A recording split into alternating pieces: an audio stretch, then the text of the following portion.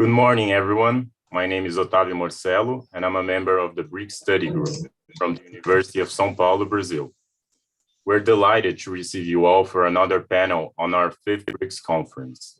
I'll be moderating today's debate, which will focus on the new development bank and its challenges in recent years, facing the IMF and the World Bank. Before the introduction, I would like to gladly thank you all of our sponsors, and especially iBerChina, which is helping us today with the live transmission through its YouTube channel. For this lecture, we have invited Mr. Yaroslav Lissovolik, Head of Investment Research at Sberbank Russia, and also a member of the Russian International Affairs and Brics Experts Councils, Professor Jonnas Vasconcellos from the Federal University of the State of Bahia, and a researcher on political globalization, democracy, and social protection, and Professor Fabio Borges from the University of Latin American Integration and coordinator of its Brics Observatory. Each participant will have up to 20 minutes for his exposure regarding the theme, and at the end, we'll bring them some questions that can also come from the audience, commenting on our YouTube live transmission or sending them via Google Forms. As our international guest, I kindly invite Mr. Lissovolik to start with his exposure and should be followed by Professors Vasconcellos and Borges, respectively. Thank you. We can now begin. Mr. Lissovolik, please, the floor is yours. Thank you very much, Ottavio. It's a tremendous pleasure to have this opportunity to present to you my views on behalf of the Russia's Brics Council. It's, I think, a very important moment, a very important juncture in the development of the global economy. Clearly, there are tremendous challenges that are facing the international organizations, not only the Bretton Woods institutions, but also the new institutions, the ones that are set to change significantly, perhaps the current financial international architecture, institutions such as the new development bank.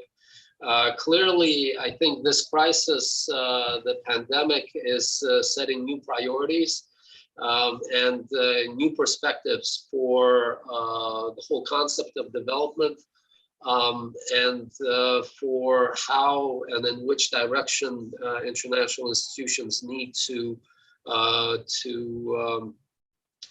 look into and to coordinate their work in these spheres. I think it is important to see that with this challenge, a tremendous challenge that is posed by the current conditions, the new development bank is meeting this challenge with very important steps. I would say these are tremendously important measures, both in the sphere of dealing with the crisis and the sphere of extending loans to its members to support members in dealing with the economic downturn and in dealing with the pandemic. But I think it's also very important to see that in these circumstances and these conditions, the new development bank is bold enough to undertake an expansion in membership and accordingly to signal to the international community that its contribution to international development is going to be shared not only amongst the 5 members of Brics, but also more broadly to a wider array of countries. And this expansion and membership that has been declared for the new development bank, I think is proceeding along the right tracks. I think the philosophy that we see behind this membership expansion is primarily to, first and foremost, to prioritize the adoption of regional partners, regional allies, so to say, of Brics member countries. And in this case, if we're talking about Latin America, I think the inclusion of Uruguay as a new member of the Brics Development Bank is something that is, I think, a very good sign in terms of these regional bonds potentially becoming stronger through the operation of the new development bank. And also, I think the example of Uruguay, of how it dealt with the pandemic, but also even more importantly, how it conducted economic policy in preceding decades and how it prioritized human capital development that made it more prepared to this pandemic period. I think this is also an experience that can be shared, not just with regional partners, but also more broadly with other countries of the global south and partners in the new development bank. Bangladesh, another member of the new development bank, is a regional partner for India. And I think furthermore, we can see that obviously there's scope to include other dynamic countries, countries that can contribute in terms of their dynamism, but also in terms of the regional scope for connectivity projects that can redound, that can contribute to the project portfolio of the new development bank. So I think this philosophy of regionalism that we partly see in this first wave of expansion of the new development bank is well taken. And I think clearly the regional centers that have been created in most of the regions that Brics countries operate in, these regional centers will serve to facilitate further the expansion of membership of the new development bank and the strengthening of these regional bonds that ultimately, I think, will be a very important element in further building out the outreach of Brics economies, also in terms of their contribution to the greater dynamism of the world economy and to making a contribution, an anti-crisis contribution during periods of downturn that we've witnessed in recent periods. I think another element that is very important is the cooperation with peers and with other development banks. And a certain strategy along these lines probably would be very important for the new development bank.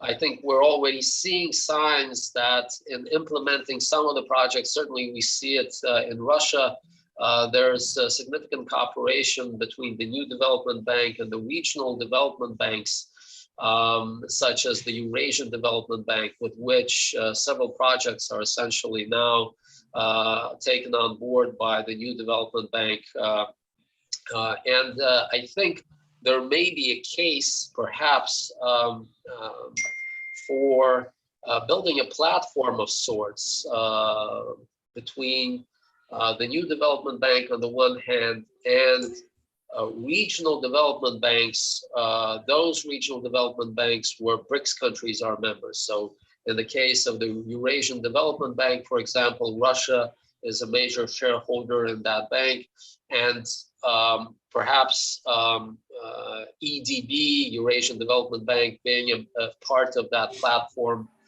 could be something that would further enhance and strengthen this coordination between the new development bank and other regional institutions. I have to say that there is already a platform of that sort that exists within the new development bank, but it operates only on the basis of national development banks. So in the case of Russia, there's the Vneshekonombank, the Russia's development bank, or largest development bank that is included into this platform.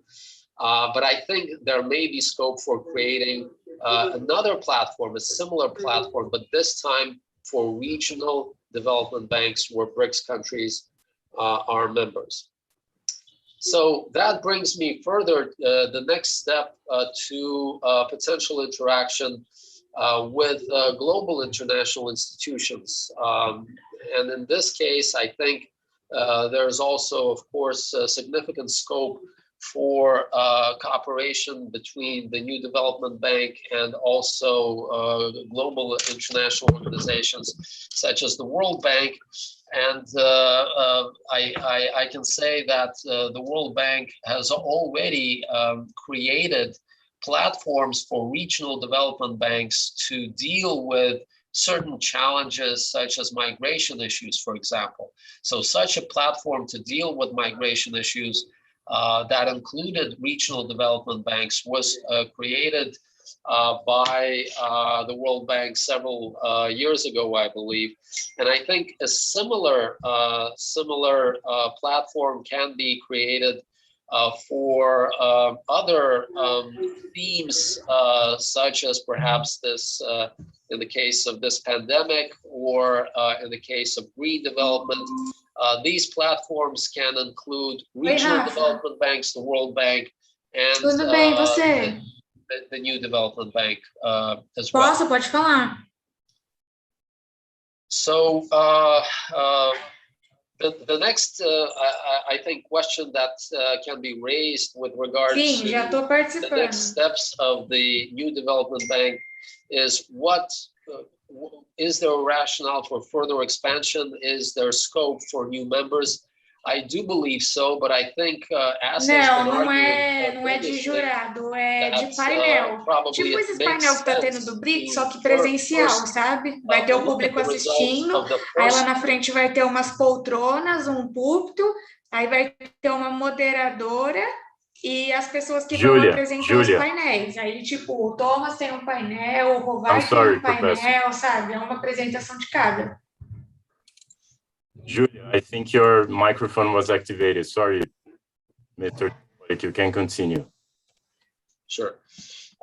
So the sense is that it probably makes sense for the New Development Bank to wait and see what the results of the first expansion are, to look at the pros and cons of further expansion waves, and accordingly to proceed. I personally would be in favor of such further waves of expansion, but I think clearly a certain period of time needs to elapse during which there's a very detailed analysis of what the results of this expansion have been.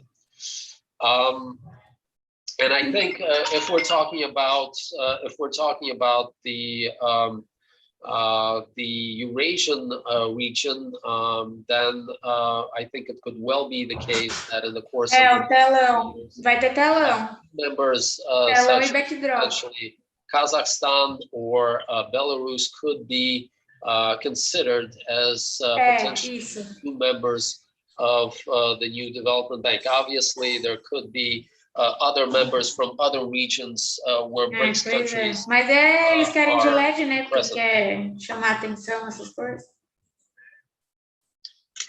I think thematically, clearly there needs to be significant attention that is granted. Tá bom, Rafinha, beleza. Você vai montar a equipe pro dia 4? Themes such as green development, such as beleza. Traz a Laís. Economy, environmental issues, those kinds of issues that have already been pursued by the New Development Bank, including in eu fiquei sabendo, ela veio me but I think clearly the chamei a filha do Rafa para ajudar na in this direction, and the share of these sectors will increase going forward. I think clearly this is something that needs to be also complemented by sectors that have to do with human capital development. So I think a higher share of projects that have to do with issues such as not just healthcare, but also education, and generally those themes that have to do with human capital development will need to get greater consideration. Another issue, another sphere where I think there needs to be some thought given to potential areas of cooperation is potentially greater linkages between the new development bank and the CRA mechanism of Brics, the contingent reserve arrangement. I think in the course of the past several years, that link has not been strong, has not been visible. And if anything, I think the CRA mechanism could have played a greater role during the crisis and before the crisis, quite frankly, because one of the themes there is one of the functions has to be the analysis of potential risks for the economy of the respective Brics economies. And accordingly, potentially, I think also an analysis of what potential economic measures, including economic policy coordination, could be mustered in response to these challenges and vulnerabilities. All of that could be taken on board by the new development bank in structuring its policy with regard to its projects and building its project portfolio. This is something that I think needs to be developed more thoroughly, because at this stage, it seems that the reaction to this crisis has been largely ad hoc. What may be needed is an ex ante, prearranged, pre-existing mechanism, anti-crisis mechanism, whereby the CRA and the new development bank cooperate in such a way that they explore jointly what the risks are. And accordingly, the anti-crisis response, including via the projects of the new development bank, is structured in a way that takes into account these risks. So I think there clearly needs to be a platform of sorts that, together with the new development bank, explores what the potential, what the possibilities are for coordinating anti-crisis policies amongst the Brics economies, and NDB, I think, should be part of that. Discussion. So, in summing up and concluding my my part of the discussion, I would probably say that increasingly we're seeing that the new development bank is not just about the Brics countries themselves, but about the global South more broadly. And I think it's very important, especially during periods of such crisis, during the pandemic, for the Brics economies to exhibit leadership and to show that they can contribute not just to the recovery of each other's economies, but more broadly to the recovery of the global South. And accordingly, that would be a very important contribution to the recovery of the world economy. I think we understand that currently NDB is essentially one of the very few institutional platforms out there for the Brics economies to conduct economic cooperation. And accordingly, I think a lot of the very important trends, new trends that will take place in the cooperation between Brics economies will take place on the basis of that platform. Essentially, the expansion in NDB membership I see as one of the harbingers, one of the first steps of what may be termed as a Brics Plus stage phase in the development of Brics. I will end my intervention here. Thank you very much for your attention and for the opportunity to speak. Thank you, Professor Lissovolik. I once again apologize you for the little interruptions on your speech. We have even received a lot of praises from the audience through our YouTube comment channel and some questions then that we can ask you after Professor Borges' speech. Now we can follow with Professor Jonnas Vasconcellos from the Federal University of Bahia. Thank you. You can now start. Greetings to all. Bom dia a todos e a todas. First, I want to congratulate the Brics study groups for this outstanding conference. I'm very pleased to be invited as one of its speakers, having the opportunity to share the floor with Dr. Yaroslav and Dr. Fabio as well, as sharing some thoughts about the first 5 years of New Development Bank with this qualified audience. So I want to share, I would like to share a small presentation. I think I'm not allowed to do it. Could you help me, please, Mr. Ottavio? Of course. If you'd like, I can share it for you. Oh, please. Or we can ask Julia, if you're online, if you're hearing us, can you habilitate Mr. Vasconcellos for his presentation, because we're not being allowed. I'm not allowed as well. If you, Professor Jonnas, if you could start. Okay, don't worry. She told us it's already on, so if you could try it again. I'll try again. Okay, now I think okay, now it's on. Okay, thank you. Just a second.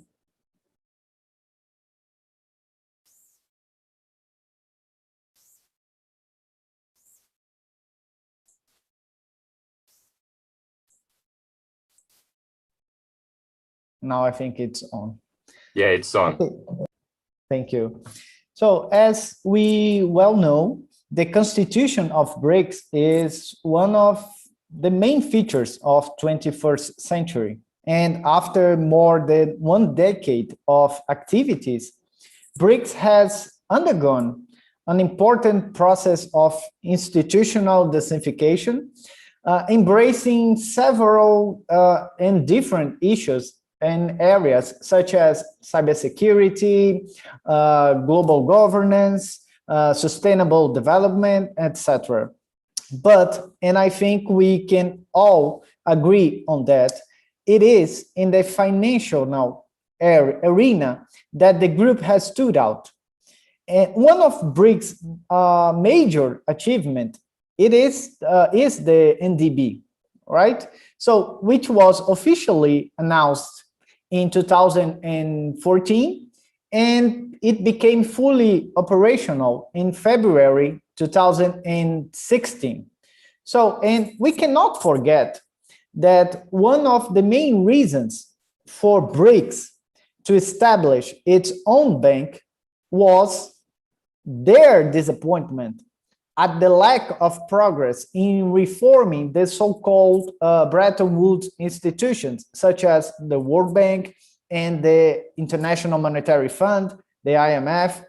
And as one can remember, Brics has repeatedly criticized those institutions for its lack of legitimacy and efficiency, arguing that both World Bank and IMF governance structure needed to be reformed in order to give more space, more power for emerging economies such as themselves, such as Brics, and to reflect the reality of the world economy in this new century. So due to that context, and it's very important for us to remember, Brics has started the process to create its own financial mechanisms, such as the NDB and also the contingent reserve arrangement, as Dr. Yaroslav remembers.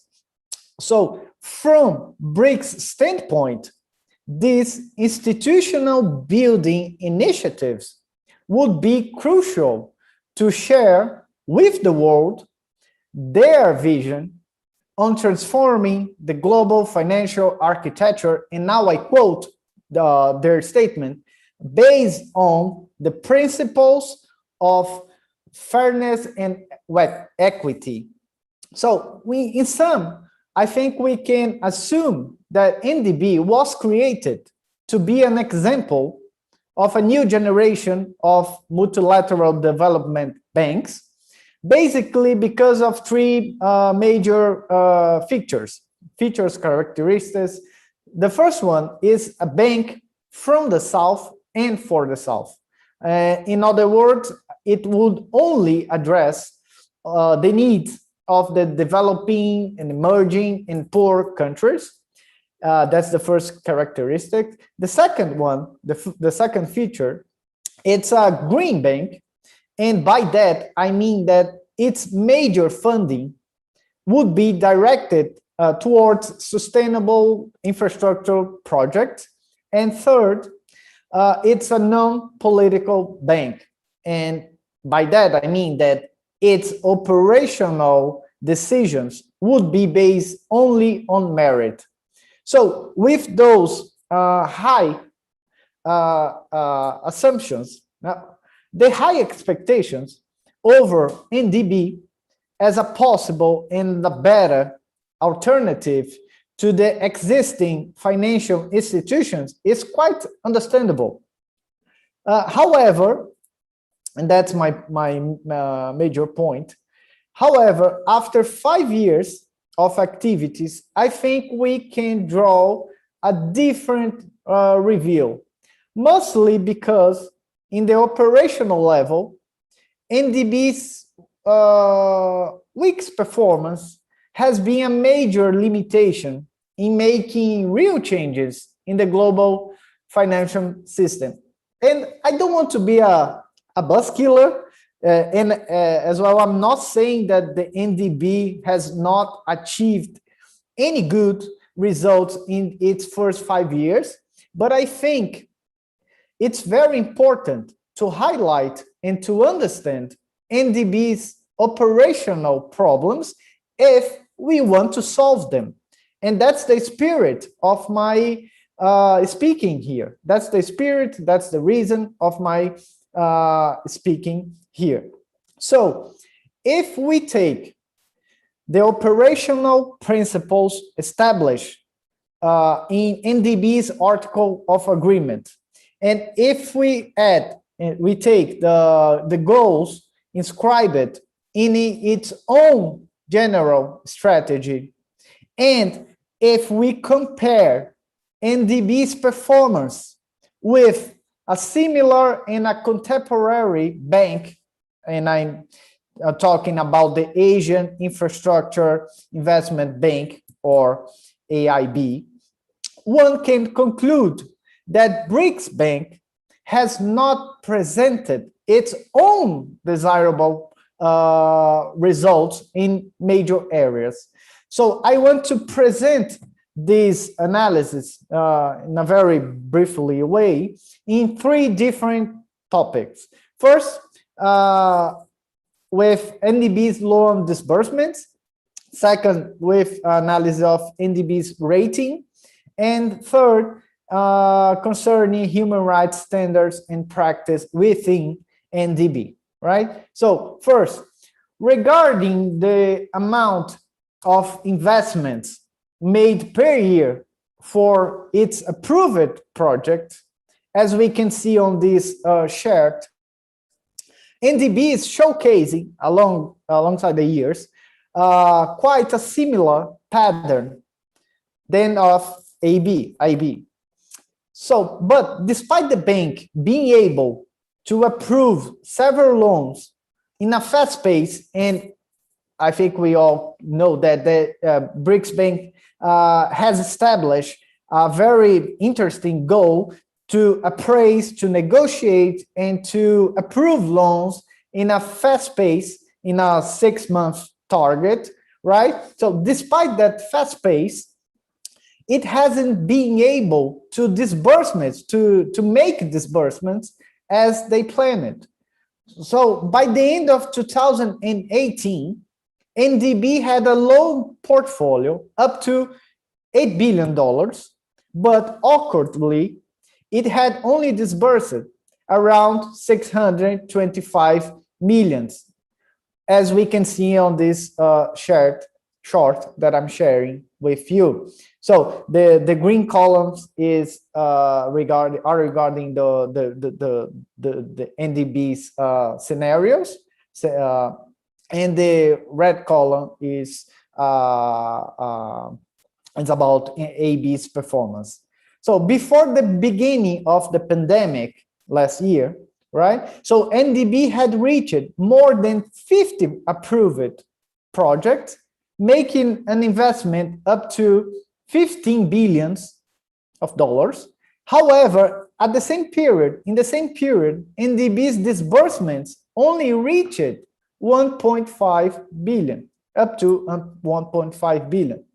So the thing is, these data did not meet NDB's own strategic goals for the same period, as we can see on those first two green columns, which means the scenario 1 and the scenario 2 established by NDB's general strategy.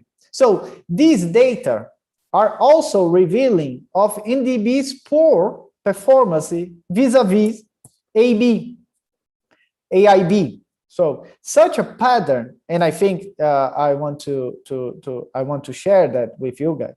So such pattern suggests that NDB has approved projects without the necessary maturity in regarding to technical feasibility and financial feasibility analysis, thus strengthening the assumption that the bank speed actions are quite in fact a marketing piece or a fiction.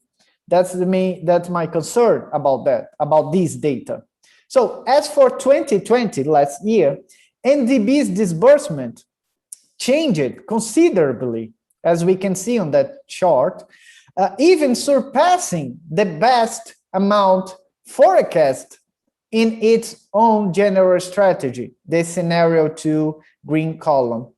However, at least 3 of those 5.38 billions were fully disbursed to finance not infrastructure projects per se, but its state members' special needs due to the pandemic crisis.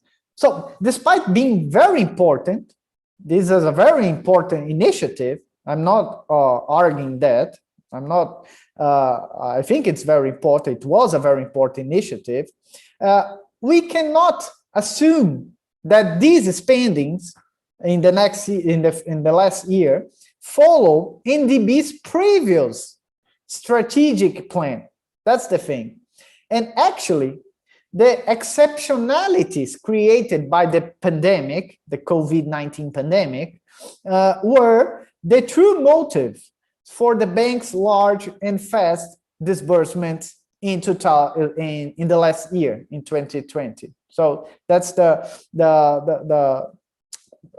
thing that I would like to share with you about this topic. In the second topic about NDB's rating, if we compare NDB's rating with AIB, with the Asia Infrastructure Bank, NDB has faced serious difficulties in obtaining international credit rating. In its first 2 years, NDB only had ratings from Chinese domestic agencies. During the same period, by contrast, AIB had already gotten the highest rates from major international agents such as Standard & Poor's, Fitch Ratings, Moody's, so on. Only in 2018, Brics Bank obtained ratings from those well-known agencies as we can see on this chart, right? So we can say that one of the reasons for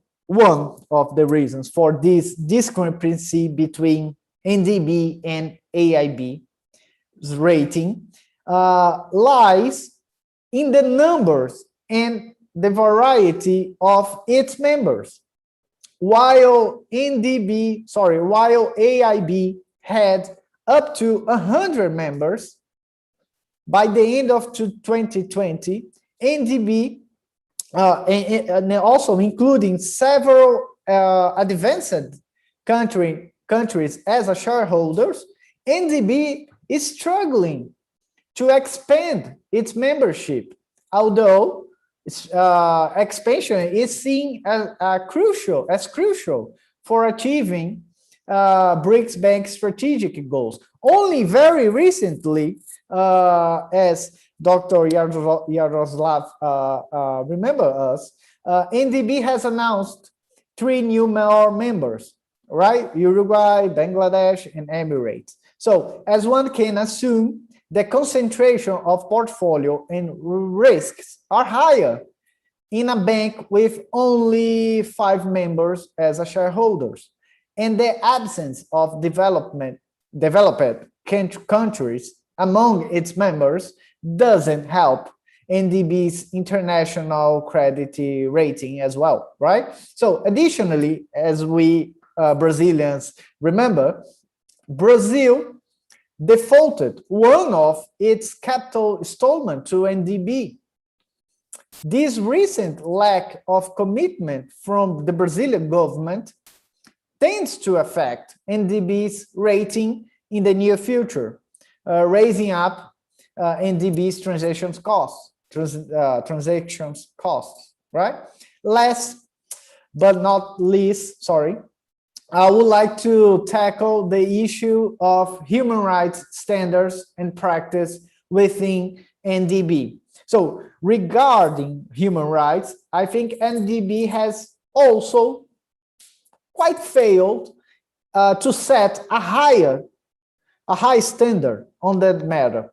For instance, the bank's lack of gender diversity is still critical, especially at the highest administration levels, which are only led by men during these first 5 years. Even though gender diversity is a real issue for the majority of the multilateral and international banks, I think we can conclude that NDB isn't making a case for changing its current situation, right? So, moreover, NDB still needs to advance in terms of transparency. Comparing, for example, to the service and the information that one can easily access in AIB's website, NDB's website seems almost like, I'm sorry to say that, but seems almost like a black box. For instance, while NDB's website only displays very generic data about its approved projects, AIB's website shows specific details and documents about their projects, such as environmental and social due diligence, project implementations, monitoring reports, land acquisition and resettlement plans, etc., etc., etc. So that's a feature that I think that NDB should change, right? So, and as for labor rights, it's embarrassing that NDB has yet to establish an impartial mechanism to settle disputes between the bank and its own staff. This is very crucial because as we all know, with the jurisdiction immunity adopted by NDB's articles of agreement, if a labor dispute arises, the staff member is not able to appeal to a national court, right? That's because of the jurisdiction immunity. But as we know, immunity isn't the same as impunity.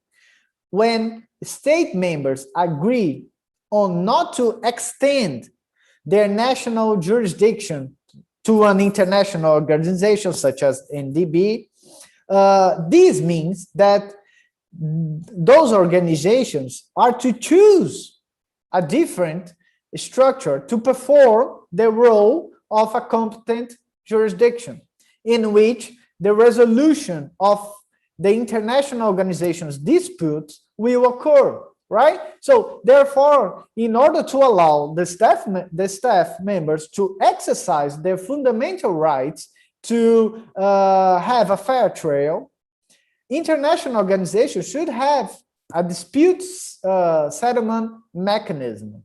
Usually, there are two ways to do so. One is by creating its own court, right? Its own administrative tribunal. And the other way is by adhering to the jurisdiction of an existing international court, such as the International Labor Organization Court, for example. To take a few examples, I think we can remember the World Bank has its own administrative court, as well as the International Monetary Fund. They also have administrative court established by them. So, considering that the Asian Infrastructure Bank has already established its own procedures and rules to allow its staff members, its employees, to exercise the right to appeal to an independent and impartial mechanisms against banks' decision, one cannot justify NDB's negligence on this matter based on its short period of existence.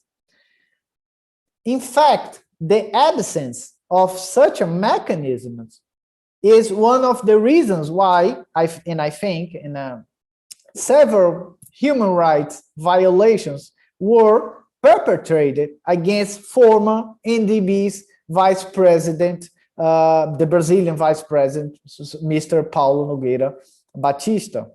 Recently, I wrote an article, a paper about on the issue, describing it as a clear case, in my opinion, of a lawfare where the law was used as a weapon. So the lawfare is that the concept that help us to understand this kind of procedures, in which the inherently political nature of the vice president dismissal procedure was, in my opinion, poorly disguised as a disrespect to the bank's code of ethics.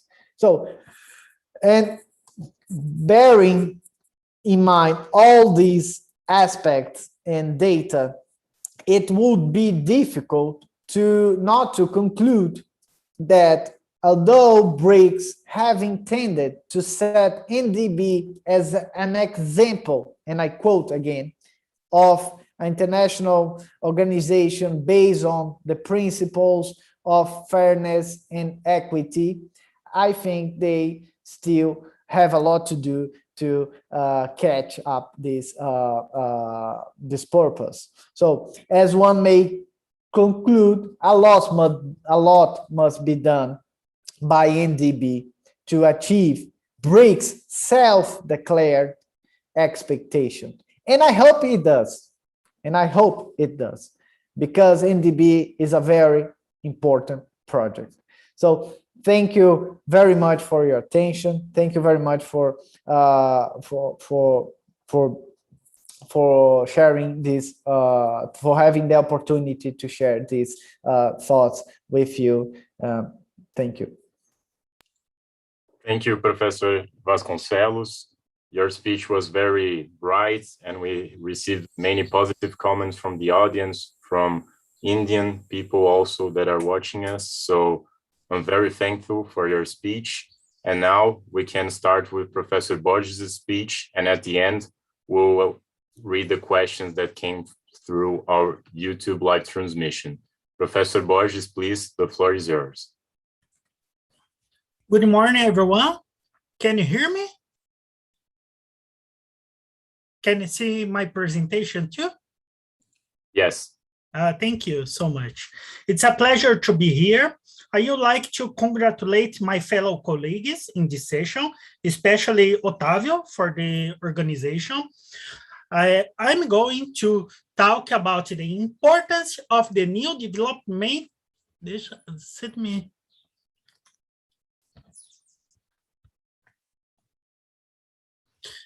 The importance of the new development bank in facing of COVID-19 and the challenges of a Brazilian presidency.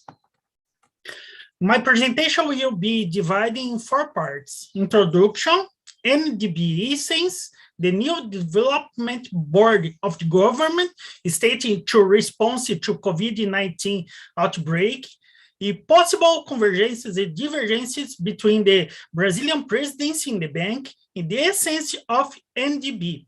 And finally, the final remarks. I am glad too, because I think my presentation will be a lot of relation with 2 previous presentations. Introduction. The health, economic, and social crisis caused by COVID-19 is strengthening even more the idea of the state intervention in the economy and society to face these difficult times. Regardless of the COVID-19 crisis, investment banks have always been fundamental to the development of the largest economies in the world. At the multilateral level, some investment banks were created to stabilize the international system and generate development in poor countries, such as the World Bank. The NDB is part of this context, exacerbated by the COVID-19 crisis, but also by the rising of an increasingly multilateral world. NDB's essence. The NDB is a multilateral development bank established by Brazil, Russia, India, China, and South Africa with the objective of financial infrastructure and sustainable development projects in Brics and other emerging economies and developing countries. NDB's work complements the efforts of multilateral regional financial institutions toward global growth and development. Our work is centered around maximizing the impact of development in a fast, flexible, and efficient manner to catalyze the kind of development we envisage. We are always keen to listen, learn, and collaborate with the other multilateral development banks, governments, financial institutions, and social organizations. To fulfill its purpose, the bank supports public or private projects through loans, guarantee, equity participation, and other financial instruments. The mission. The NDB was formed to support infrastructure and sustainable development efforts in Brics and another underserved emerging economy for faster development through innovation and cutting-edge technology. The bank partners with nations through capital and knowledge, achieving development goals with transparency, empathy, and creating an equal opportunity for the development of all countries. This is important.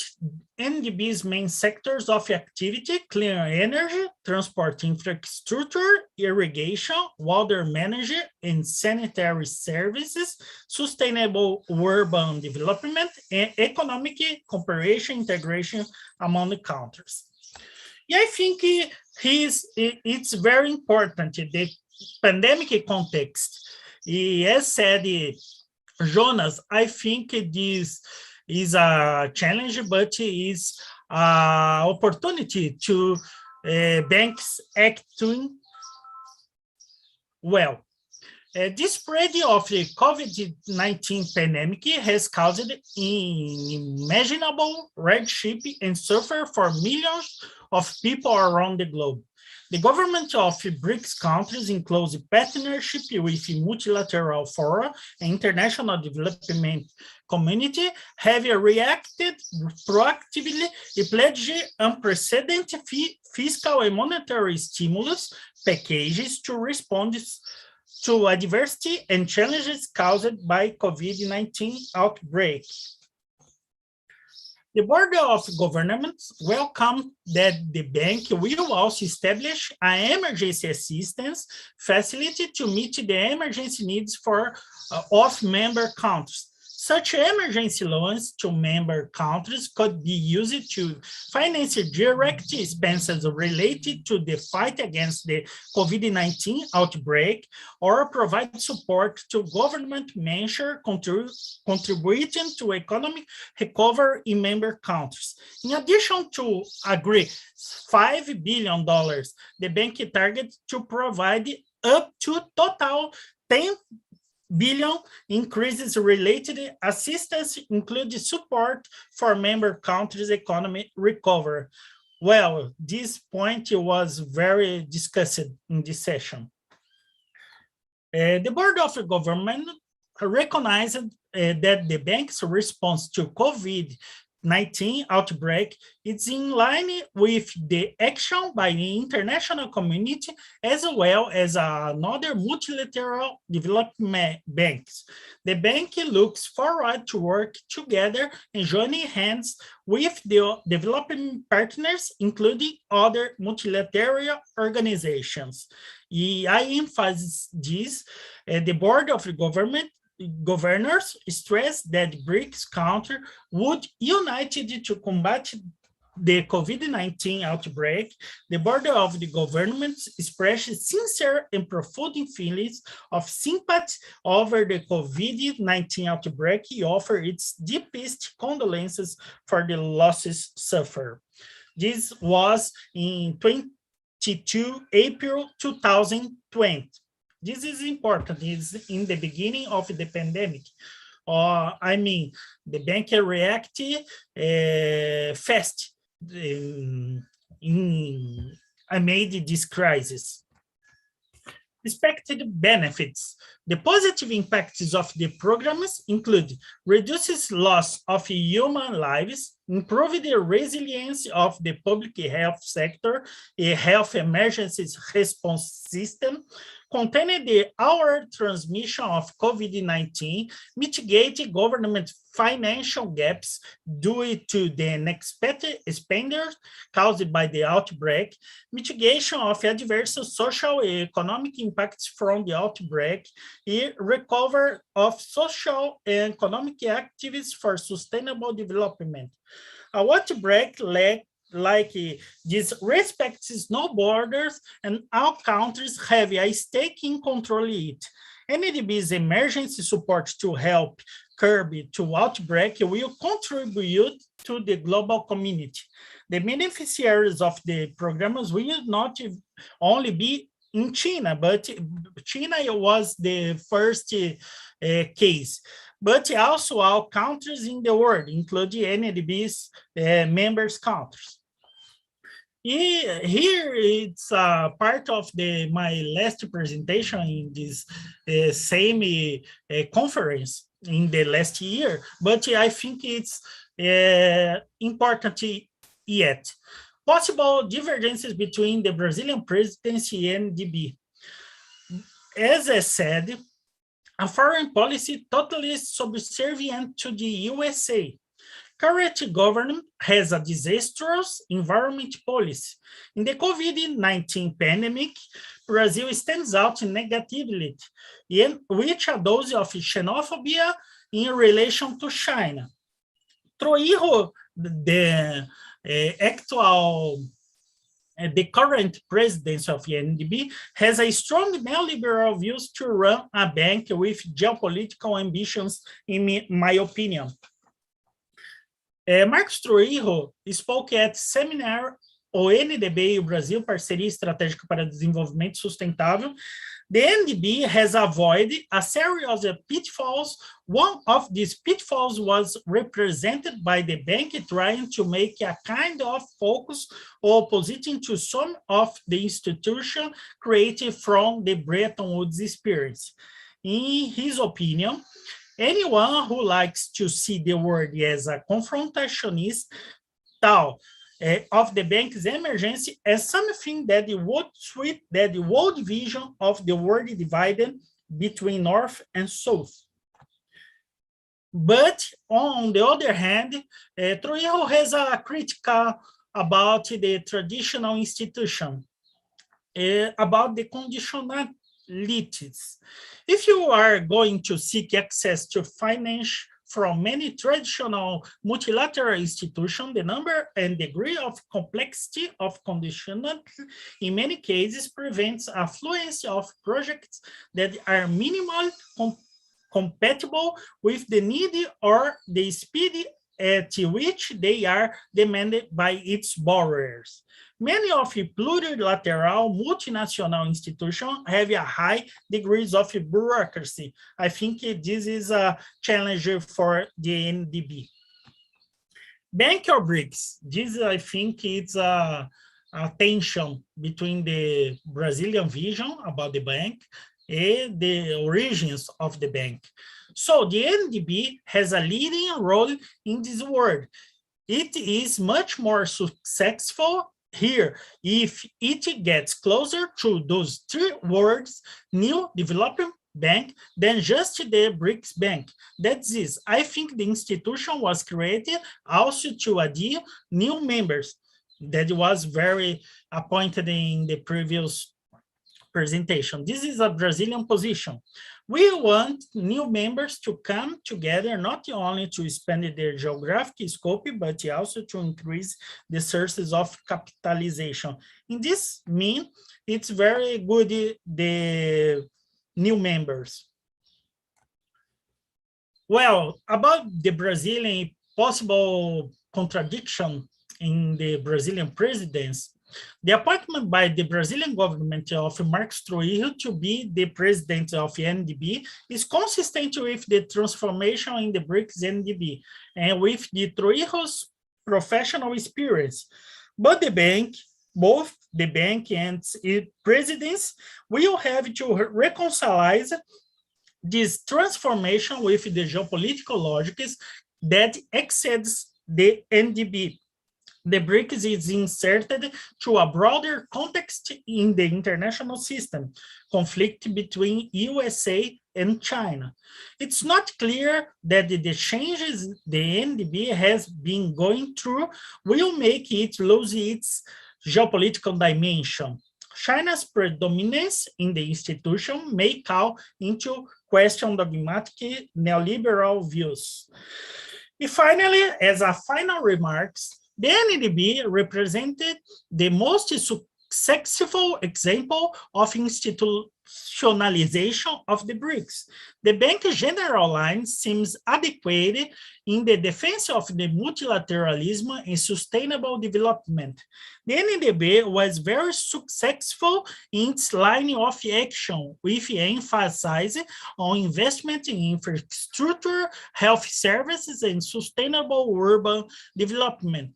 These sectors are essential in combating the pandemic and preventing future crisis. In this sense, NDB was an example of a development that acted quickly and correctly in the face of the pandemic. The NDB presidency, being Brazilian, raises at least two challenges. Brazil has been a negative example, both in environment issues and the response to COVID-19 crisis, generating distrust in the possibility of its leadership. Trujillo linked it to Bolsonaro's government, with interior preached a radical neoliberalism. We will have difficulties in reconciling this view with the geopolitical aspects represented by NDB. Well, this is my part in this session. Thank you so much for your attention. Thank you, Professor Borges. It was a brilliant exposure. As told before, Professor Jonnas had to leave, so he will not participate in this small session of questions, but we have received two very interesting questions for Professor Mr. Lissovolik. The first question is the following. Let me read it. Professor, how development banks are being understood under national limitations for financial support? National governments need to invest in development banks to exist, but are governments doing that? That is the question. If you'd like to answer it, Mr. Lissovolik, or for me to repeat it, I'll gladly do it. Thank you.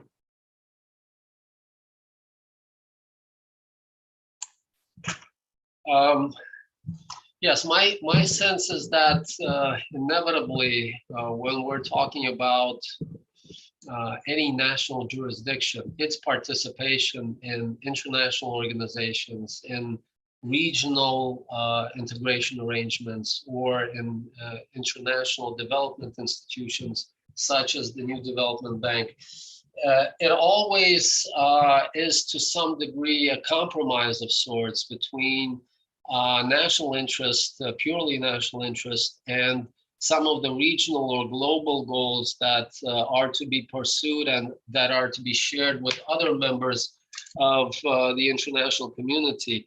I remember when I was working in the IMF and the International Monetary Fund, I was essentially combining both the function of being a representative of the Russian Federation there and being an international servant of sorts. So there had to be a balance between these national and international priorities. And I think with respect to the Brics countries, the creation of the New Development Bank is a certain commitment on their part, a certain contribution to the broader global development. It is obviously a contribution to their development, and this is probably one of the key themes that is to be pursued in this institution. But my own sense is that inevitably going forward, it is increasingly going to be about how this institution is to make a wider contribution, more global contribution to other developing countries as well. And of course, this contribution on the part of the Brics economies is to be, I think, guided by certain criteria, efficiency criteria. As was mentioned by the previous speaker, there's a conditionality that needs to make sure that in allocating these resources, the stability of the institution is observed, and that the interests of its members, of its shareholders, are taken into account. But again, my sense is that when such institutions are created, and it is almost inevitable that it's a certain investment of sorts on the part of the country in not just in its own national development, national economic development, but in the broader regional and global economic development. Thank you, Mr. Lissovolik. We have another question for you, and at the end, a question from Professor Borges. The second question is, Professor, in a risk environment, why invest in development banks? Are the risks higher than what direct government programs can do? That's a very good question, and I think that's partly also a question about the broader capabilities of the current modern economic system to cope with current challenges. Interestingly, recently during the discussion at the Valdai Discussion Club, Russia's President Putin called into question the capability or the efficiency of the current capitalist system to cope with the current environment, including with the current risks that we're seeing in the world economy.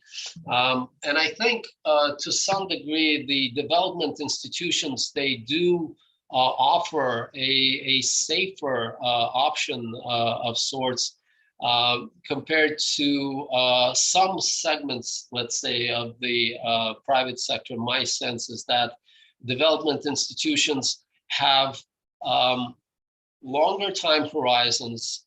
They have more consideration for issues that have to do with sustainability, that have to do with the stability of economic system. We see it already in the composition of the portfolio that is being built by the new development bank. So my sense is that precisely in this environment, regional development banks and international development banks, such as the New Development Bank, could make their very important contribution to a more stable environment that is less vulnerable to the risks that we're seeing.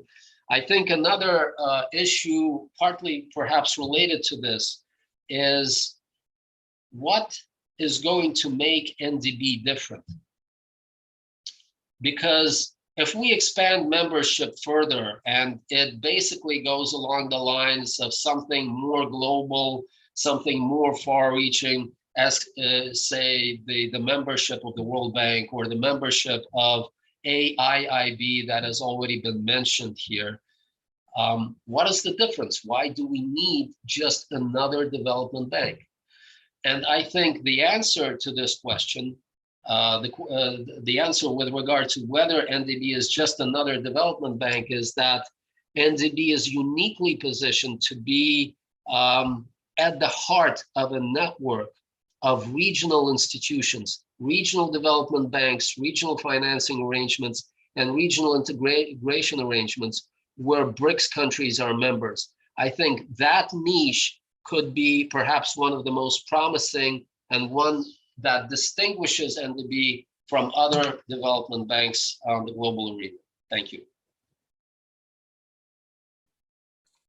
Thank you, Mr. Lissovolik. Mr. Leonardo, who made the question, was very pleased with the answer, and he sends you his regards. Now we have.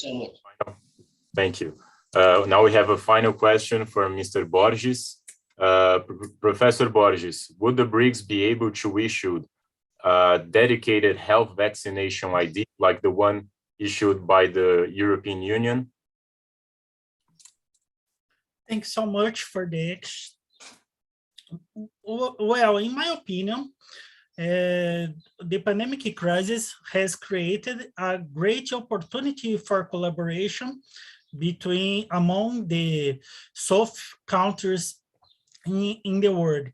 But I think in Brics in this moment, it's not easy, the consensus about this question. As I said before, the international political of Brazil is not very collaborative with China in this moment. I think there are unnecessary conflicts between Brazil and China. I think Brazil is a little far the protagonism in this group. So in my opinion, this is a great opportunity of collaboration, but the current context is a little difficult to overpass this situation, especially because of the international political of Brazil. Thank you for the question.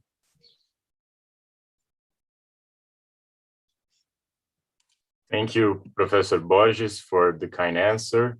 And I'd like to once again thank you all for the participation, for being here, for your disposal, and for my ending speech. I would like to express in the name of the University of São Paulo's Brics Study Group and in the name of all the body and academic group of the University of São Paulo that we are very grateful and delighted for your presence with us today. After our lecture about the New Development Bank, we will today continue our Brics conference with a debate about intellectual property and juridics at 7 p.m. and a speech about by the Indian ambassador about its priorities at 8:30 p.m., both at Brazilian time, which can be watched through China's YouTube channel like the ones now. Tomorrow, we'll have the last day of our conference, and we'll end it with a lecture about environment and sustainability in the morning about the relations that the Brics have with this theme. Once again, we thank you all for your attention and look forward to meeting you soon. My special thanks once again for Mr. Lissovolik, Professor Borges, and Professor Vasconcellos, who had to leave us early. Thank you. Thank you very much indeed. Thank you. It was a pleasure. Hey, everyone, if you excuse me for a second before ending this session, I would like to apologize to all the speakers, especially Professor Lissovolik. I'm so sorry for the interruption, and I apologize for my mistake. No problem whatsoever. I greatly enjoyed our today's discussion, and thank you very much, colleagues. Looking forward to more discussions. Thank you. Looking forward to it. Thank you. So much. Thank you. Bye-bye.